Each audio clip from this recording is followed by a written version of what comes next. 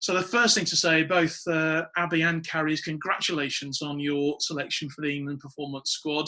I know it means a huge amount to both of you, but for probably different reasons. Abby, maybe I can come to you first. Obviously, you've had such an amazing year, really, in rugby league. This must be the icing on the cake to be selected for an international squad and with the chance of playing in a World Cup. Well, yeah, obviously, it's, all you want to do is play for your country. So if I play for the country and work for the country, it's a dream, isn't it? So yeah, all the hard work's slowly paying off. Well, I would say slowly, but it hasn't really been slowly. But I'd say it's all paying off now. And to be selected with Kaz, right-hand man, it just makes it better. I suppose this is the start of the journey in a way. You're into the performance squad. There's a long way to go between that and being selected, for that opening game in the World Cup, assuming we do get the World Cup and, things sort themselves out. But, clearly it's a wonderful opportunity and a wonderful chance for you to really shine. Well, yeah, I'm really looking forward to it. Just have to work hard now until get my place on the squad. Just stand out a bit more than everyone else, I think. Carrie, for you, clearly you'll be as excited as anyone as being in that 29-strong squad, but possibly for different reasons. You have played for England, of course, international. I think it's 2015 you played, didn't you? So what does it mean for you to be back in that setup again? Oh, it's absolutely amazing. So I didn't leave the squad for my own reasons. Obviously, I had duties with work, so I deployed to Afghanistan and then I was posted down south, so I couldn't commute. I didn't have the time to do it. So obviously being busy at work, I was devastated in 2015 to have to leave the squad, but it was all for, my job and a good cause. So that's the reason why I did it. And to get back on, I really wasn't expecting it. I have worked hard this year though. I've concentrated on rugby league and it's been a difficult one because I've had ups and downs since I've left, but this year I really did focus and that was my main goal, and to get it, I was absolutely ecstatic. It was absolutely incredible. Were you surprised at getting the recall?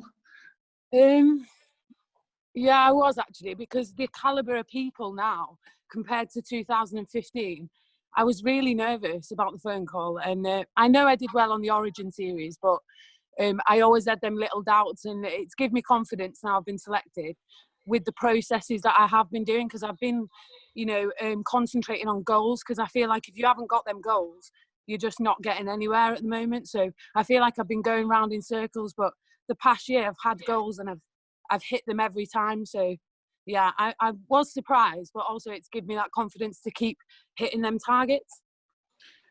Some important tips there as well for you, Abby, because having those goals obviously has been really important for you in the early stages of your career. So yeah, this is another example of how this is going to take off for you.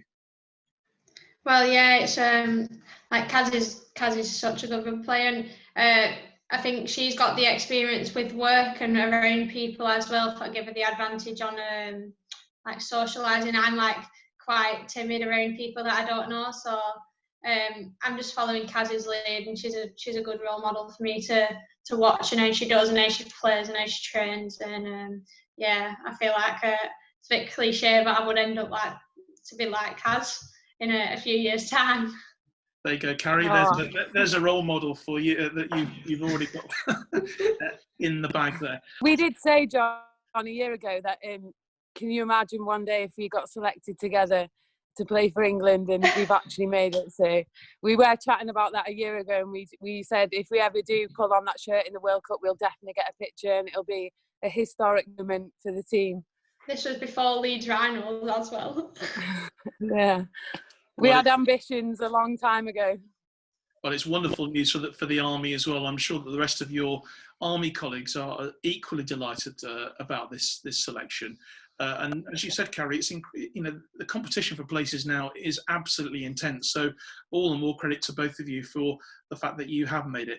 I must ask you about the current situation. Obviously, the lockdown must have been incredibly frustrating for both of you in terms of not being able to play, not being able to train, but you've also been sort of on standby work-wise as well. So you're in a unique position really to understand how sportsmen and women must be feeling at the moment, and yet knowing how important that job is that you potentially might have had to do. You know, Carrie, with your role, you know, has it been close to you having to get involved with the military effort against the coronavirus? I'm in a phase 2 training establishment, so we've got students here that we have to get the output, you know, for the army. We can't afford to have too much time off, because there were efficiencies in the output of the army if we don't work. So we've had to go through quite a bit, you know, to get everyone back training in a safe distance and, you know, abiding by the government standards. But it's all for the greater good. You know, there's a bigger cause out there, and we all need to put the effort in, and hopefully if we do, we can get out of this safely and be back to training as soon as possible, me and the guys here. But we've had the last week we've had quite half the regiment come back, and you know, it's been quite fast paced, but we're all getting on with it. Everyone's good to be back, and everyone's keeping them social distancing. Yeah, and we're just working hard at it at the minute. At least we've had some good news over the last 24 hours that professional sport looks like it's going to be released a little bit, and that hopefully could impact on rugby before too long, because there's been no rugby training at all, has there, across the board? No, it's just you just got to take it into your own hands, and you've got to communicate with people through social media, like getting the right training programs.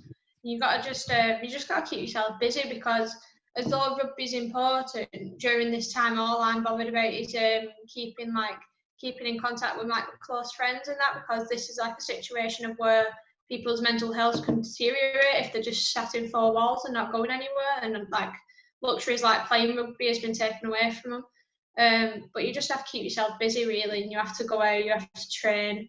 Like I've been doing all my house up, so that's been keeping me busy. But yeah, I feel like I miss rugby, but I would rather it not return as quick and risk a second spike, and just return when it's deemed clear and safe to do so. That's obviously the most important thing. Yeah, I mean, obviously the next few weeks could determine whether you have you know, you'll get back into the training, and presumably the England management will want to get the squad together as soon as it's safe and possible to do so. So have you had any indication at all yet about when that might be, assuming things improve? We're just waiting out at the moment. I know there's talks this week about the Men's Super League going back under certain sort of restrictions. So hopefully the men will get going, and then that'll give the coaches and management staff to push the females forward. But at the moment, we're just busy getting training plans online from Stacey, and Craig Richards is giving us an individual thing to work on as well. So we're just waiting out at the moment, but we all understand why.